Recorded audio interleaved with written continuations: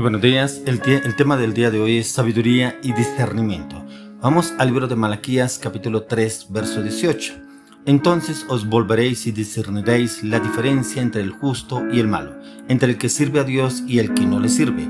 Sabiduría y discernimiento. Encontramos aquí en el libro de Malaquías cómo usted y yo podemos distinguir el mal del bien, el justo del injusto. ¿Cómo lo podemos discernir? Algunas veces algunos tienen de pronto una fachada en la cual decimos, no, pero esa persona es buena gente, yo no le veo ningún problema, está bien, actuando bien, al ojo del hombre humano, al ojo del hombre. Podemos verlo, distinguir, bueno, sí está bien, inclusive personas de Dios, personas que van a la iglesia, que oran, personas que usted ve de pronto que en las reuniones como iglesia los ven y dice, pero yo no le veo nada malo a esa persona, yo la veo bien, actúa bien, obra bien, habla bien. Pero aquí la palabra de Dios nos enseña, dice, entonces os volveréis y discerniréis la diferencia entre el justo y el malo, entre el que sirve a Dios y el que no le sirve. O sea, aquí en lo que nos habla el profeta Malaquías es discernir entre quién es el que realmente le sirve a Dios y quién no le sirve. Pero cuando miramos a la luz de las Escrituras, si usted y yo estamos bien o estamos mal, debemos distinguir si estamos obrando bien acorde a lo que la palabra de Dios nos dice. Pero ¿qué es discernimiento? Según el contexto de esta palabra, discernimiento es lo que significa la capacidad de distinguir entre el bien y el mal.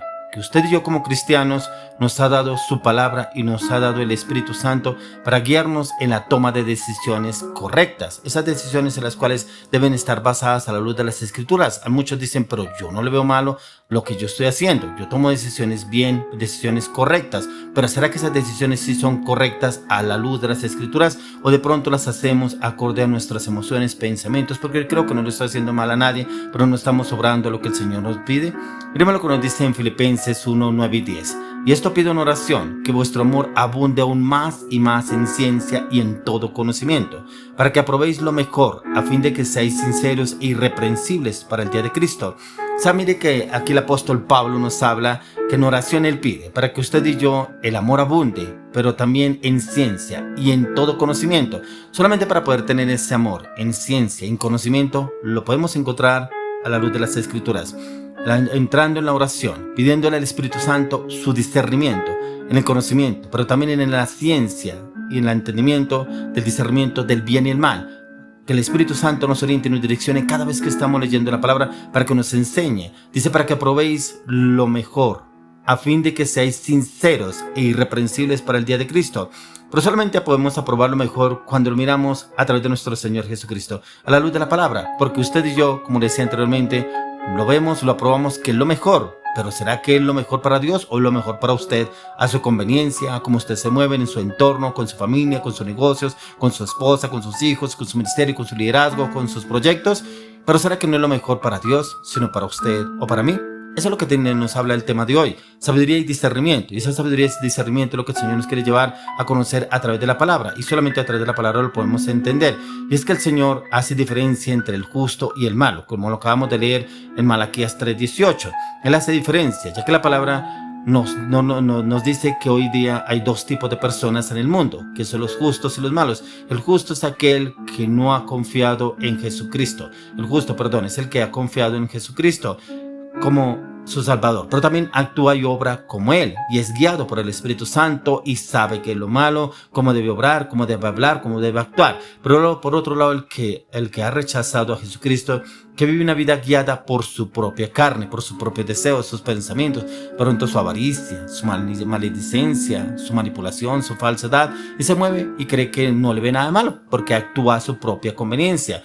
Ya que en muchos casos es difícil discernir la diferencia entre el justo y el malo, ya que usted y yo podemos ver que parecemos piadosos, pero realmente sí somos piadosos y podemos ser transparentes, aparentar ser transparentes, pero pronto somos pecaminosos, ya que al final del día Dios conoce los corazones de cada uno de nosotros, pero Él sabe quiénes son verdaderamente los justos, pero quiénes son los malvados, ya que usted y yo como cristianos debemos orar por discernimiento, para que podamos identificar a aquellos que viven una vida piadosa y aquellos que no la hacen. Si usted y yo obramos bien o no obramos mal, obramos acorde a la palabra, acorde a como nos enseña el Señor Jesucristo a la luz de las Escrituras, pero también en la dirección del Espíritu Santo. Por eso está estamos mal, debemos decirle al Señor: Señor, estoy obrando mal, estoy actuando mal, estoy pensando mal, estoy haciendo mal las cosas, Señor. Necesito ser reformado, transformado, redimido, lavado con la sangre del Cordero de Dios para poder ser una persona diferente en todos los aspectos, pero en Cristo Jesús, ya que queremos servirle a Dios.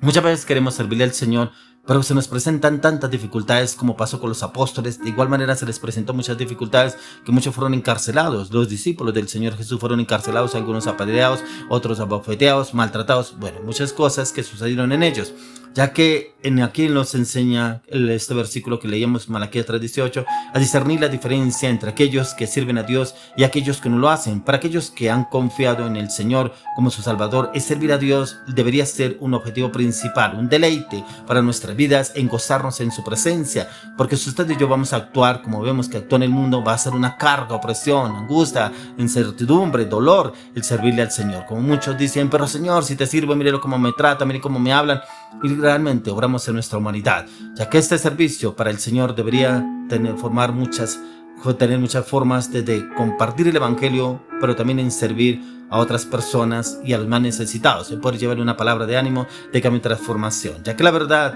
es que el servir a Dios no siempre es fácil.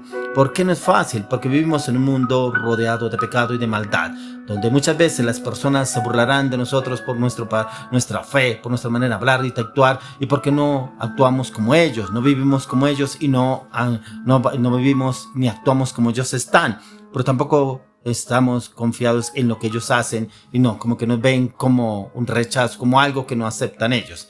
Ya que en este versículo es un recordatorio para todos los cristianos de que usted y yo debemos buscar la sabiduría y el discernimiento en nuestras relaciones y decisiones que tomemos a diario. Pero también es importante tener en cuenta que quienes son las personas que sirven a Dios y los que hacen, debemos de buscar la justicia y el bienestar de nuestros hermanos de la fe, así como en todos los hombres, buscarlo, pero también debemos buscarlo es a la luz de la palabra, de entrar en tiempos de oración, clamor, intercesión. Si usted pasa luchas, dificultades en su área emocional, de pronto en su área sentimental, en su área sexual, en su carácter, sus palabras, sus acciones, sus decisiones, vaya a la oración, pero entregue todo dentro de la oración, entréguele todo al Señor, dígale al Señor que usted necesita ser desarraigado de sus emociones, de sus luchas, sus debilidades, sus anarquías, sus rebeliones, sus iniquidades, sus concupiscencias, sus pecados, de pronto sus palabras, su voluntad, que usted le quiere servir al Señor, pero tiene todavía esa lucha. Pero le cuento que ahí en la oración lo puede lograr. El apóstol Pablo inclusive lo habla, todas las luchas que él vivió, todas las dificultades que él vivió, inclusive que él decía que estaban en el cuerpo, si fue fuera del cuerpo o dentro del cuerpo, no lo saben, pero también dice que los miembros de él tendían a hacer otra cosa, mientras que el espíritu que había en él no quería hacerlo. Entonces esa lucha está, él explica en el libro de Romanos, la lucha entre el espíritu y la carne. Esa lucha siempre la tendremos, pero prevalece el espíritu que más alimentemos, el espíritu de la carne o el espíritu de Dios. ¿Cuál es el que más alimenta a usted? ¿Será que usted se mete en tiempos de clamor, ayuno, intercesión, meditación, estudio la palabra, memorizar textos bíblicos, para que el espíritu que Dios le dio a usted se conecte con el espíritu de Dios y sea vivificado a diario, y que usted viva en el espíritu, independientemente de las circunstancias que pase? Dios le da la victoria porque usted alimenta más el espíritu que la carne. Y es que usted y yo debemos entender lo que también en ese versículo nos recuerda, que debemos buscar y seguir la voluntad de Dios en nuestras vidas, no en nuestras emociones, no en nuestra voluntad, no en nuestros deseos, ya que aunque esto muchas veces significa enfrentar decisiones difíciles, acciones impopulares, usted y yo debemos recordar que nuestro llamado siempre es agradar al Señor, pero también es hacer su voluntad. Si usted y yo le agradamos al Señor en todos los aspectos, le llevaremos a agradar a otras personas, pero agradarle en Dios, no agradarle en nuestra humanidad, no agradarle en nuestros pensamientos. De pronto que yo quiero que me hablen así, me traten así, me miren así, me den tal cosa. No, es en Dios encontramos esa fortaleza, esa seguridad.